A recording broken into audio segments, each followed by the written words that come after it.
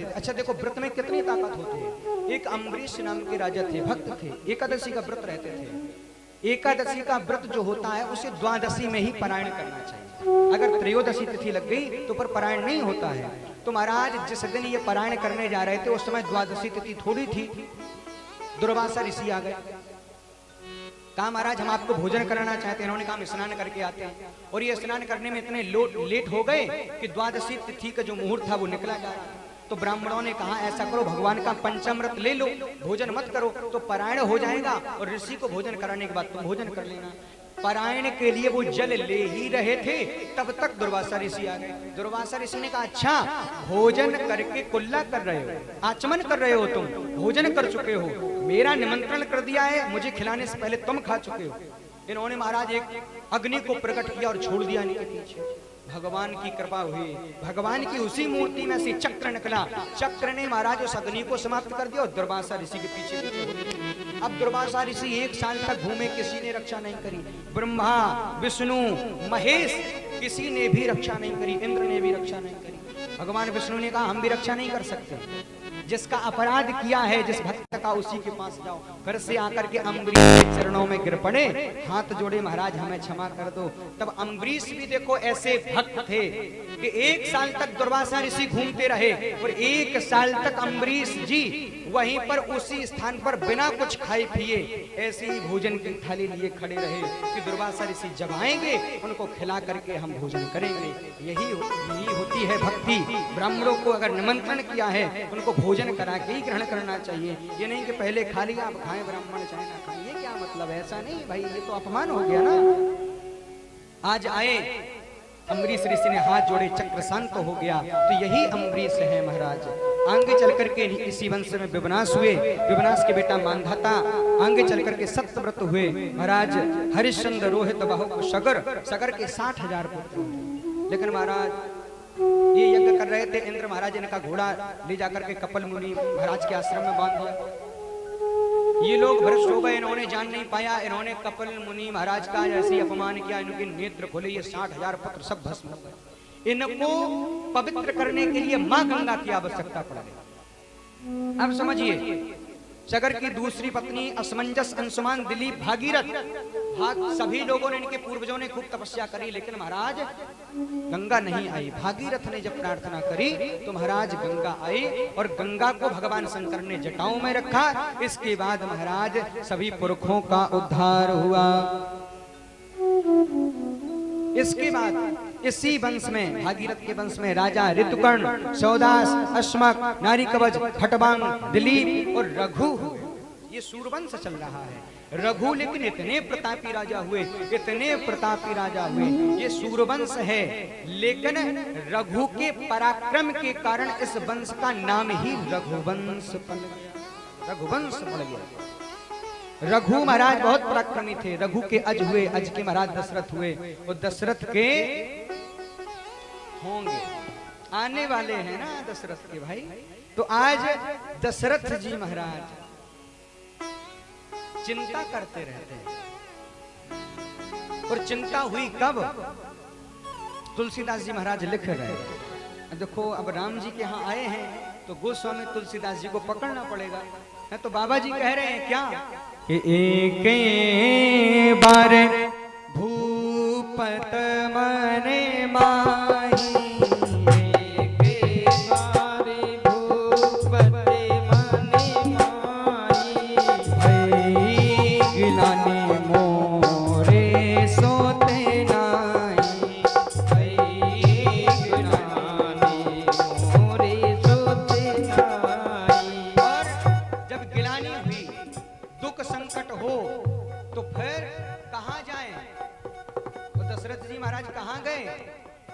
गुरु गृह गया गोरत मही पाला, गुरु गृह करने गए मही पाला, चरने लगे करो बिनाए बिसारा, चरने लगे करो बिनाए बिसारा, निज दुख सुख सब गुराही सुनाए,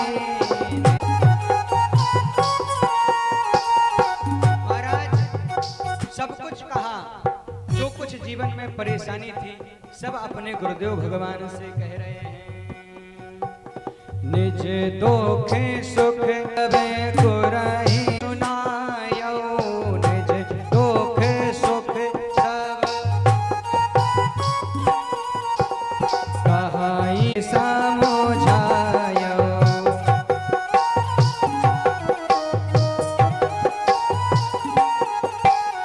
धरहु धीरे हुई है सोते चारी, धरहु धीरे हुई है चारी, प्रभु बने विदिते भागत भय हरि, प्रभु विदिते हरि उद्धारी। आज महाराज बुलाया वशिष्ठ जी ने श्रृंगी ऋषि को, श्रृंगी ऋषि वसिष्ठे बुलावा, श्रृंगी ऋषि वसिष्ठे बुलावा, होत्रे कम शोभे जागे करावा, होत्रे कम शोभे जागे करावा। यज्ञ हुआ, चरु पकाया गया, चरु खिलाया गया। आज भगवान का प्रकट होने का समय आ गया है। आहा, वही मौसम भी बन गया, वही तिथि आ गई, वही मास भी आ गया, महीना भी आ गया। कौन है तिथि? नौमी तिथि मधुमासे पुनीता, नौमी तिथि मधुमासे पुनीता, शुक्ले पक्षे आ गया, दिन आ गया और वह समय भी आ गया। दिन का कौन सा समय? तुलसीदास बाबा लिख रहे हैं, मध्य दिवस अत सीते ना धामा, मध्य दिवस अत सीते ना धामा, पावन काले लोक विश्रामा,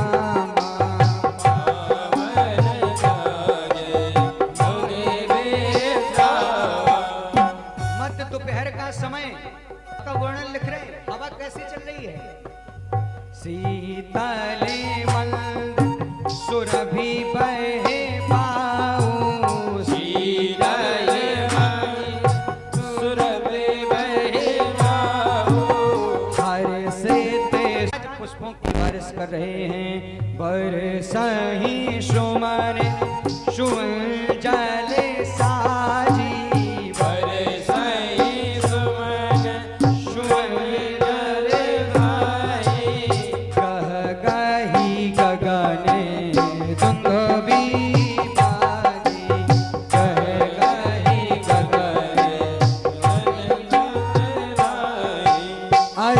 करही नाग मुनि देवा, बहुविध लावई निज निज सेवा, सुर समूह विनती कर पहुँचे निज निज धाम, जग निवास प्रभु प्रगटे अखिल लोक विश्राम। बोले राम जी सरकार की जय, चारों भैयाओं की जय, अयोध्या धाम की। आज अद्भुत आनंद छाया है, भगवान का प्रकट हुआ है। आइए हम सभी लोग उनकी स्तुति प्रेम से तालियों का सहयोग करते हैं आनंद पूर्वक। जय हो।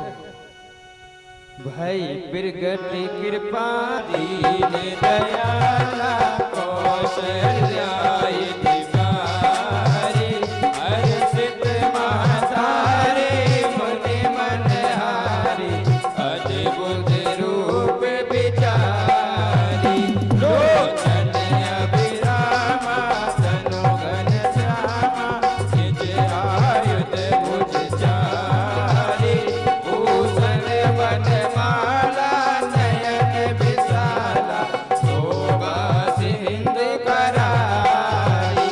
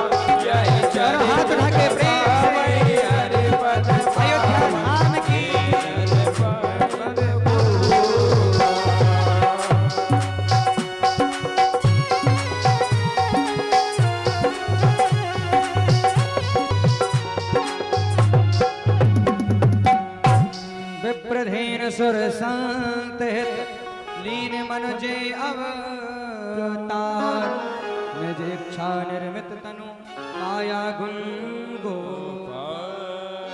बोले राम जी सरकार की अयोध्या में महाराज इतनी बधाइयां हो रही हैं, इतना आनंद है। आइए एक बधाई के साथ में हम अयोध्या में आनंद लूटते हैं। जिनको भी नृत्य करना है, ताली बजाना है, भजन गाना है, भगवान का तिलक करना है, केवल एक बधाई और इसके बाद हमें कृष्ण जन्म की ओर चलना है ना। तैयार है ना? किस किस को खुशी है भाई? किस किस को खुशी है? सबको राम की जयकारा तो बोल नहीं रही। आवाज क्या बात है। अब बात बोली वृंदावन बिहारी लाल की जय हो। जन्मे है चारऊ भैया, जन्मे है चारऊ भैया, अवध में बजते बजैया। आप लोग ऐसे बधाई बनाओ, न ताली बजा रहे न नृत्य करो। तुम्हारे घर में यदि लल्ला हो जाए तो चार चार ढोलकें फूट जाएं, एक तो डांस हो कि फर्श खुद के फक जाए। हमारे राम जी आए हैं तो महाराज कोई भी ताली बजाने को तैयार है। बधाई हो।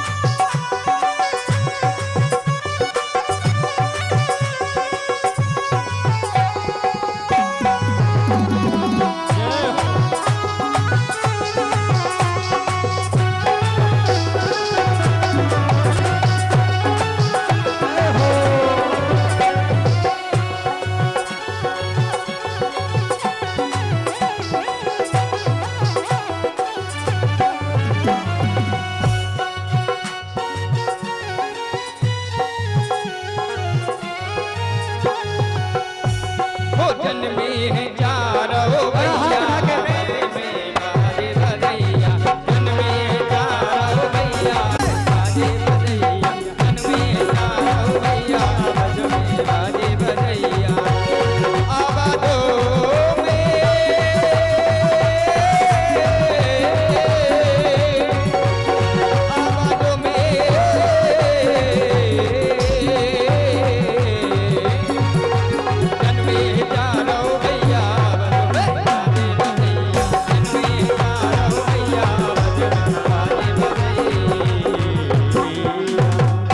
बोले राम जी सरकार जय